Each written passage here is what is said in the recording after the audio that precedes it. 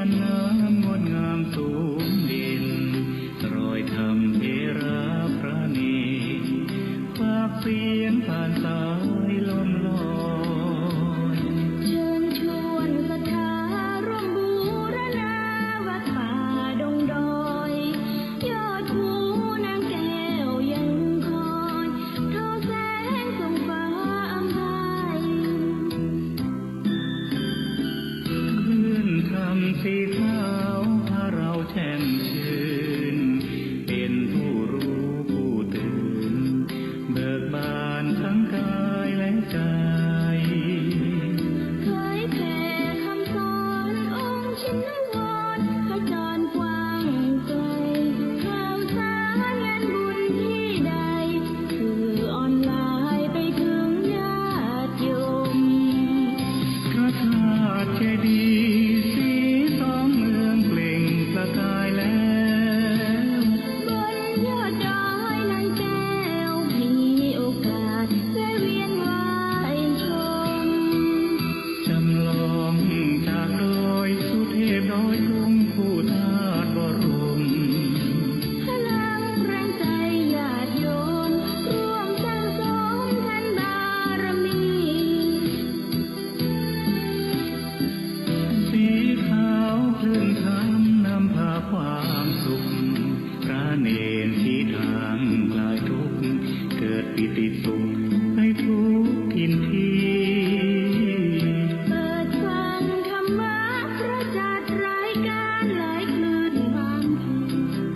ร่วมสร้างมหาทานบารมีพระธาตุเจดีย์สีสองเมื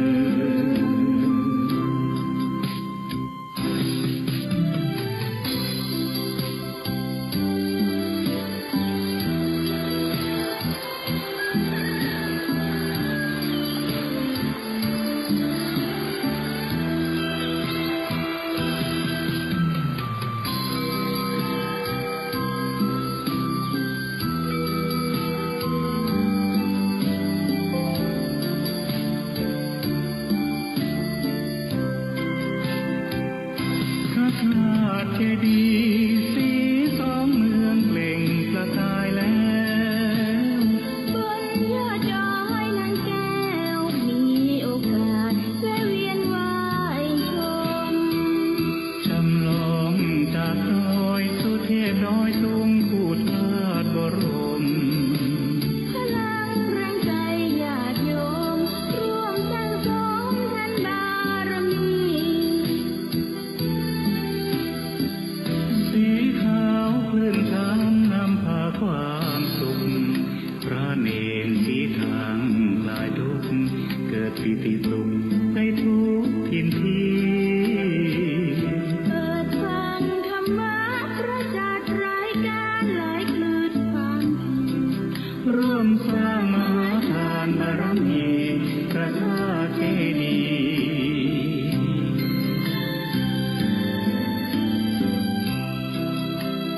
สีสองเมือง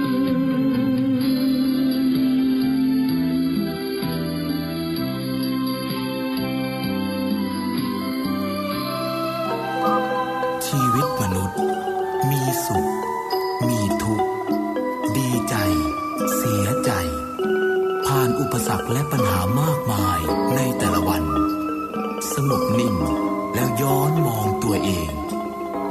วันนี้วันพระนี้ไปน้อมเป็นกานำธรรรแสดงปามะสู่ฐกชีวิต ถาธรรมโดยสติคนไทยทั้งชาติหรือหลวงพ่อปัญญานันทภิกขุแห่งวัดชลประทานรังสฤษฎ์ปากเกร็ดนนทบุรี เรื่องการมีสติในทุกกรณีขอเชิญท่านสาธุชนรับฟังได้ณบัดนี้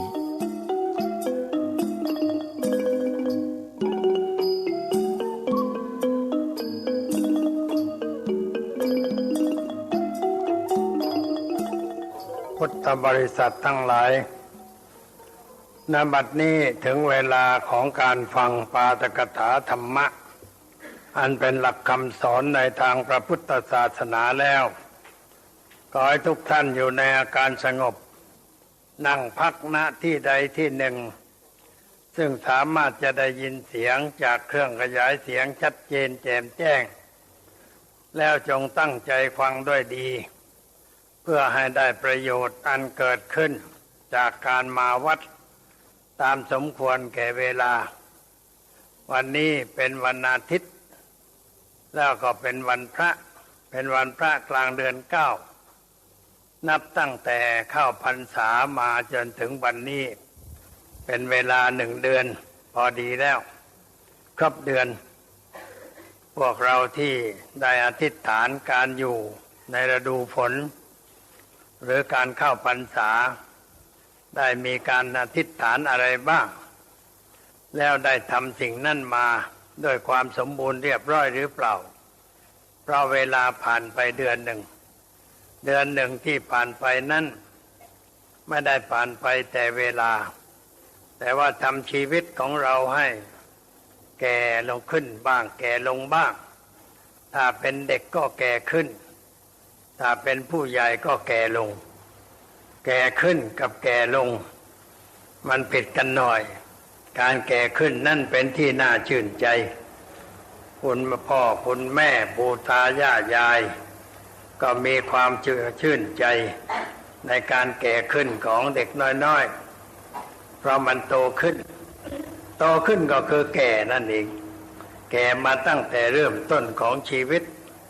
ตั้งแต่ปฏิสนธิในครรภ์ของมารดาก็เรียกว่าแก่ขึ้นเรื่อยๆครบ10 เดือนก็ออกจากครรภ์มารดา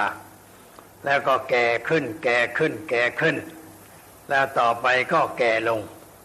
อาการแก่ขึ้นนั่นไม่ค่อยปรากฏเห็นชัดแต่เวลาแก่ลงนี่เห็นได้ชัด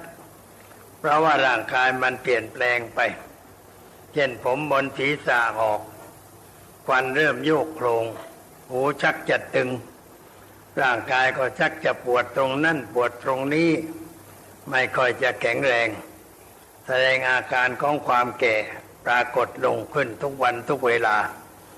แล้วโรคภัยไข้เจ็บก็ได้โอกาสที่จะเข้ามายึดครองร่างกายของเรา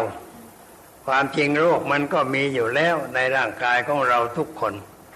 เพราะว่าร่างกายนี้เป็นรังรูปคำบาลีเรียกว่าโรคะนิตตังปะพังคุณังร่างกายนี้เป็นรังรูปมีการผุการเปื่อยลงไปเรื่อยๆแต่ว่าเราไม่ได้พิจารณาก็มองไม่เห็นว่ามันเป็นเช่นนั้นพออายุมากเข้าโรคภัยไข้เจ็บก็เบียดเบียนมากขึ้นเว้นไว้แต่ว่ามีภูมิต้านทานดีสุขภาพทางกายดีโรคมันก็น้อยแต่ถ้าสุขภาพทางร่างกายไม่ดีภูมิต้านทานไม่ดีพอโรคภัยไข้เจ็บก็เกิดมากขึ้นต้องไปโรงพยาบาลไปให้หมอตรวจว่าเป็นโรคอะไรหมอเขาก็ตรวจรักษากันไปตามเรื่องบางทีมันก็หายฟื้นขึ้นมาอีกเป็นปกติแต่บางทีก็ไม่ฟื้นเป็นโรคเรื้อรังเป็นอยู่เรื่อยๆจนกระทั่งหมดลมหายใจอันนี้เป็นเรื่องธรรมชาติของชีวิตคนเรามีชีวิตอยู่มันก็เป็นอย่างนั้นคือมันไม่เที่ยง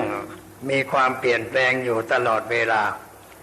เราจึงได้รับความสุขบ้างความทุกข์บ้างเวลาใดร่างกายเป็นปกติเราก็มีความสบายใจเวลาใดร่างกายผิดปกติก็มีความทุกข์มีความเดือดร้อนใจสิ่งเหล่านี้มันเป็นเรื่องที่เกิดขึ้นตามกฎเกณฑ์ของธรรมชาติเราควรจะเข้าใจเรื่องของธรรมชาติแล้วก็ปรงลงไปว่าธรรมชาติมันเป็นอย่างนี้ธรรมดามันเป็นอย่างนี้แล้วก็อย่าไปเป็นทุกข์กับมันที่เป็นทุกข์นะเพราะน้อยอกน้อยใจว่าทำไมฉันจึงเกิดมามีลูกความจริงไม่ได้มีลูกแต่เราคนเดียวคนอื่นเขาก็มีลูกเหมือนกันถ้าหากว่าดูไม่เห็นชัดจะไปที่โรงพยาบาลก็ได้ถ้าไปโรงพยาบาลก็เดินไปเยี่ยมเยียนเข้าห้องนั่นออกห้องนี้ไม่มีการไปให้หมอตรวจโรคอะไรแต่ว่าไปดูพยานหน่อย พยานที่มีอยู่ที่โรงพยาบาลนั่นมีมากมาย นอนเจ็บป่วยด้วยโรคต่างๆโรคกระดูกบ้างโรคนั่นโรคนี้มีจำนวนมากมายไม่ใช่คนเดียวแล้วไม่ใช่เฉพาะผู้ใหญ่เด็กน้อยๆก็มีวันก่อนนี้ไปโรงพยาบาลเด็กเขามนต์ไปแสดงธรรมที่โรงพยาบาลเด็กพอเข้าไปในห้องคนไข้นอกมีแต่เด็กจำนวนมากมายแต่ว่าพ่ออุ้มบ้างแม่อุ้มบ้างร้องไห้กันกระจองอแงดูแล้วก็นึกสงสารเพราะเด็กเหล่านั้นบางคนมันพูดไม่ได้มันจะบอกว่าปวดหัวก็ไม่ได้ปวดท้องก็ไม่ได้เจ็บตรงนั้นเจ็บตรงนี้มันก็พูดไม่ได้ก็ต้องให้หมอกรวดกันไปตามเรื่องหมอจะถามอาการว่าหนูเป็นอะไร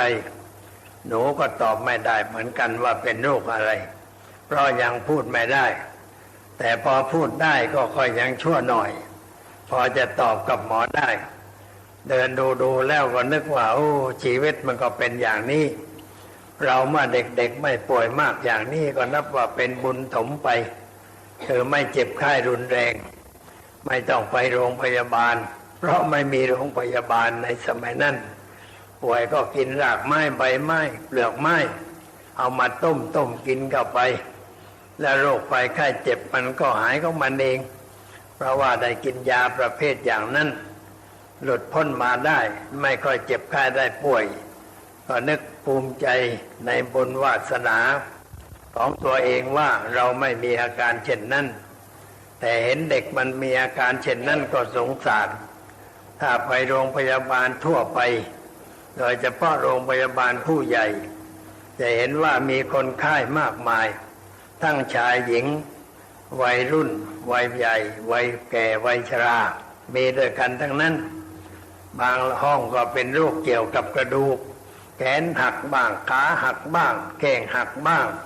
โครงหักบ้างพวกนี้พวกมอเตอร์ไซค์พวกชอบขี่มอเตอร์ไซค์โลดโผนโยนทะยานแล้วก็เป็นโรคกระดูกกันเป็นแถว